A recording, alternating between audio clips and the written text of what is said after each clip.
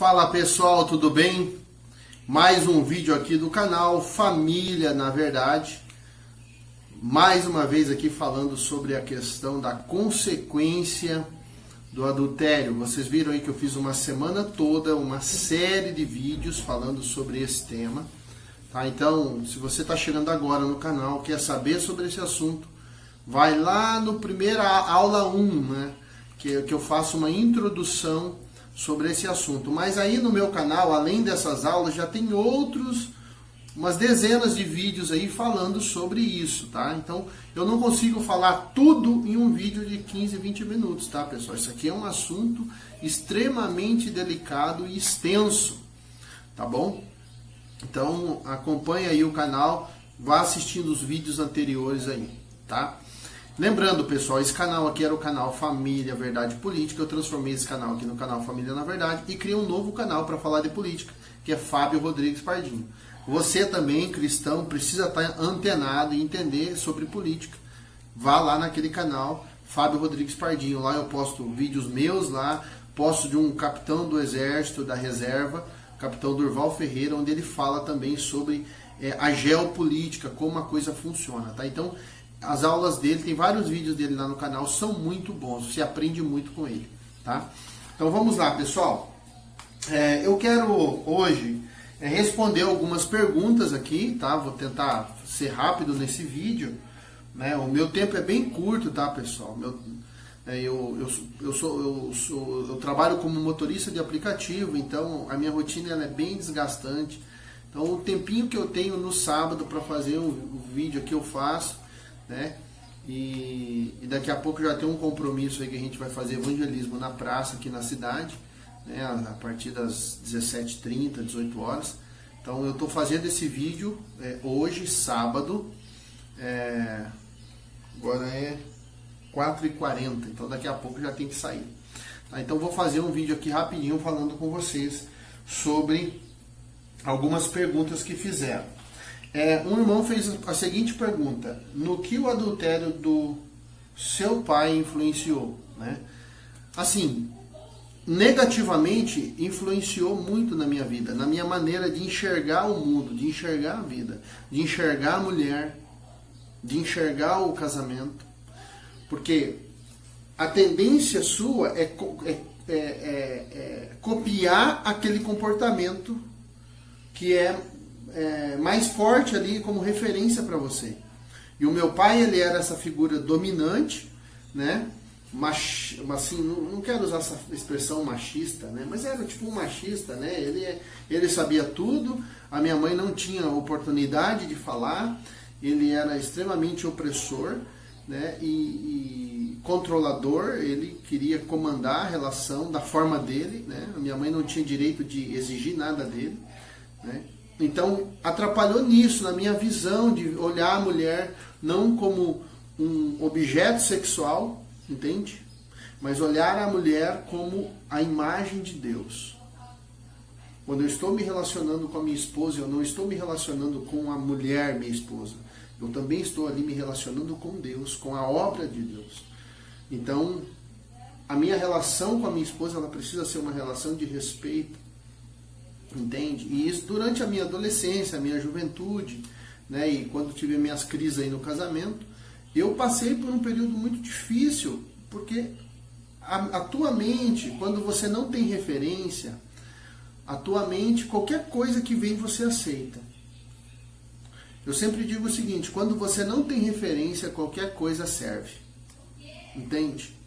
Então, o adultério do meu pai interferiu nisso, na minha área comportamental. Agora, na minha área espiritual, eu acredito que as perseguições que eu sofri quando era criança, molestação. Eu fui molestado por um menino e eu molestei um menino. Eu era pequeno, entendeu? 8, 9 anos, entendeu? Da mesma forma que eu fui molestado, eu molestei um menino, entende?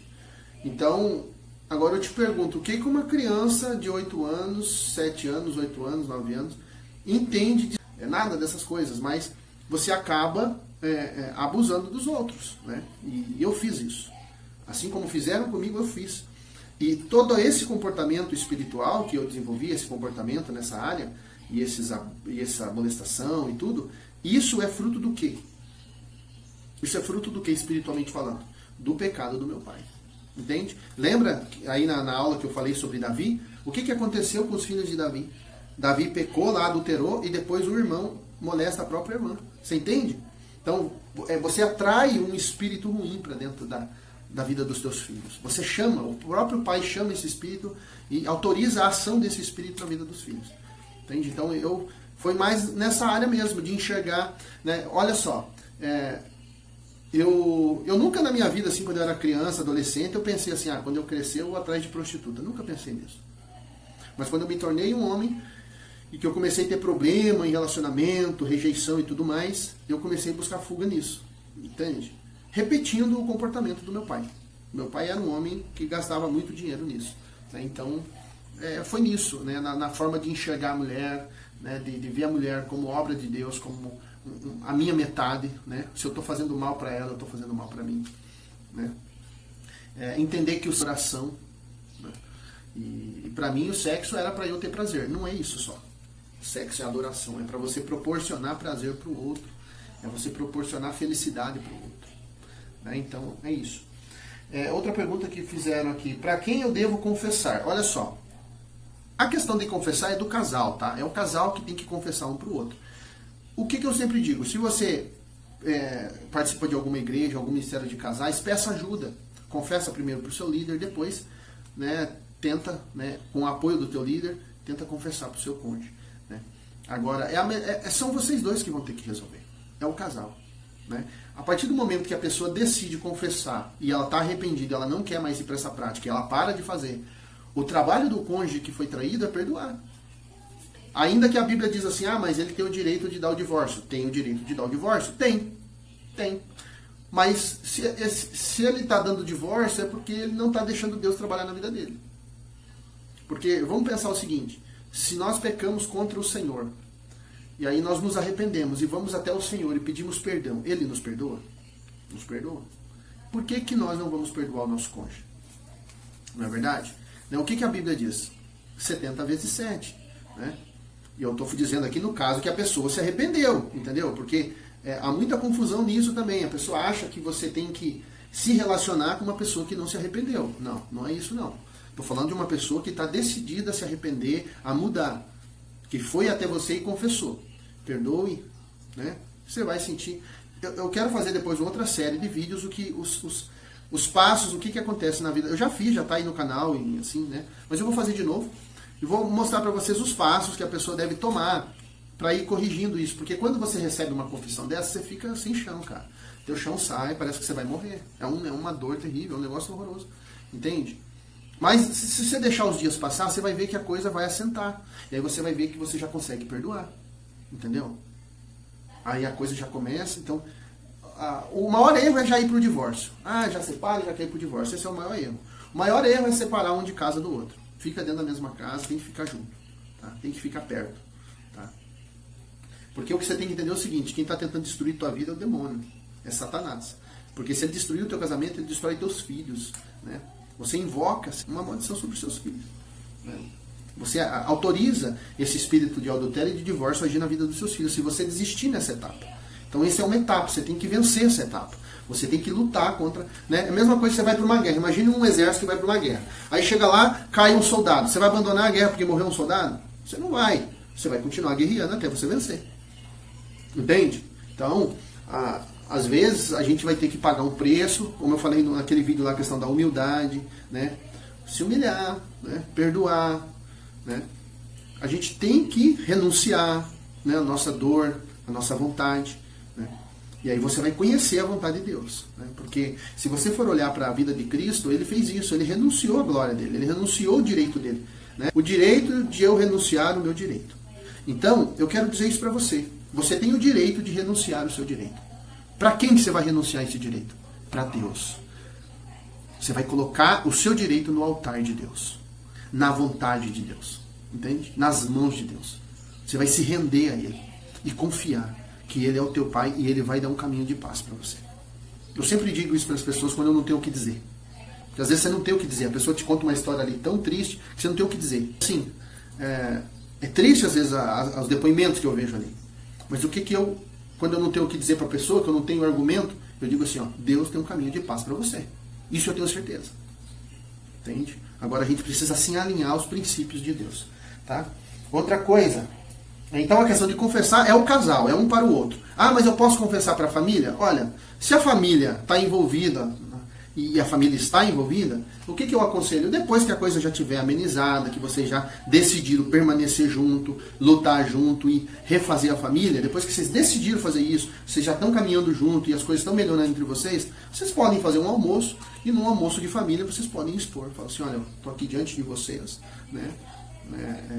Pedindo perdão a todos vocês, aos meus filhos, a minha esposa, a minha sogra, ao meu sogro, né? Quero pedir perdão a vocês, porque eu acabei adulterando, traí minha esposa, né? Enfim, você pode fazer isso, tá? Mas o importante é o casal. Você fez o casal, é o casal que vai ter que resolver. Tá? Agora, cada caso é um caso, tudo depende do envolvimento que teve da família, porque tem casos que às vezes o casal está em crise, mas a família acaba não se envolvendo na história, né? Os dois ficam lá sofrendo e os dois se resolvem, né? Mas às vezes envolve a família, né? Os parentes, às vezes envolve. Então eu acho que um concerto com todo mundo, já bota tudo na clara, já confessou para a pessoa mais difícil, que era para confessar para o seu cônjuge. Confessar agora para os teus parentes é a coisa mais fácil que tem, né? Então assim, se você for olhar na Bíblia, um princípio, quando João Batista começa a batizar, pode ler lá, acho que é em Mateus, tá? Bem no começo ali, mostra ali que as pessoas vinham até João Batista se batizar, confessando os seus pecados, publicamente. Havia uma confissão pública de pecados. Então, você quer saber se uma pessoa está livre, se uma pessoa realmente está liberta, se uma pessoa realmente está pronta para ser um instrumento de Deus? É quando essa pessoa, ela mesma decide, falar, eu fiz isso, mas Jesus me resgatou. Eu andei nesse lixo de vida aqui, mas Jesus transformou minha vida. Eu entendi a palavra e eu estou arrependido, eu mudei, porque o Senhor, através da sua palavra, me ajudou a mudar. Entende? Uma pessoa livre, ela vai falar da sua dor. Ela vai falar do seu pecado. Ela vai falar de um abuso que ela sofreu. Uma pessoa livre, ela vai conseguir expor. E ela vai falar isso sem dor. Com o tempo, né, você vai falando, né? Chega uma hora que você já fala confortável. Eu, quando eu comecei a falar disso, eu falava mais tenso. Hoje eu já falo mais confortável, né? Porque eu mudei, eu me arrependi, né? Eu entendi como é que funcionam os princípios. Tá bom?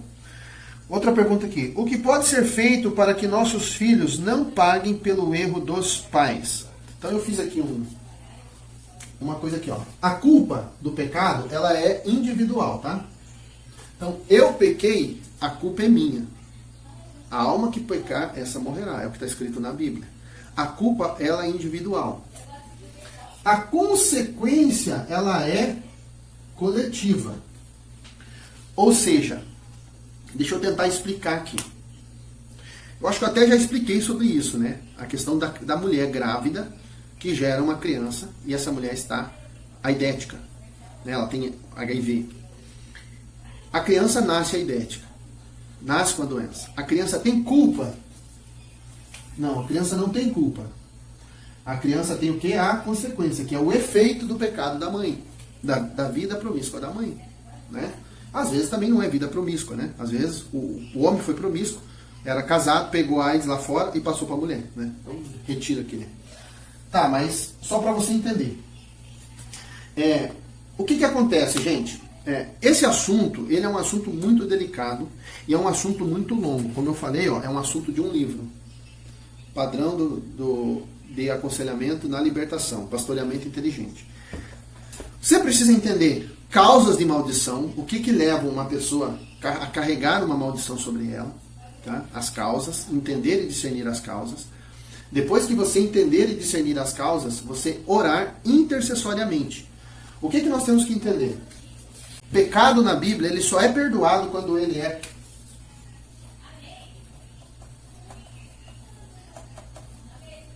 confessado. Se não tem confissão, não tem perdão. Então o que você tem que entender? Meu pai, vamos supor lá que meu pai cometeu um homicídio, tá? Ele não contou para ninguém, ele escondeu esse homicídio, tá? Ele nunca confessou esse pecado de homicídio. Ele nunca confessou. Mas vamos supor que agora meu pai morreu, eu estou aqui vivendo a minha vida. O que pode acontecer comigo, que sou descendente do meu pai? Esse pecado nunca foi confessado. A Bíblia diz que só há remissão de pecado quando o pecado é confessado e purificado com o sangue de Cristo, né? Então, se o meu pai nunca confessou, esse pecado ficou escondido, e agora eu estou vivendo aqui nessa terra, eu corro um risco muito grande de uma hora dessa, estar andando na rua e cair na mão de um assassino e morrer. Morrer assassinado. Mas por que morreu? Ah, estava andando na rua lá, o cara falou lá, matou o rapaz. Ah, mas por que? Ninguém sabe por que morreu. Pode ser que tem um crime na linhagem, que nunca foi confessado. Tem um crime lá, escondido. E como meu pai abriu a brecha para esse espírito de homicídio agir na minha linhagem, o vingador do sangue, como a Bíblia diz, né?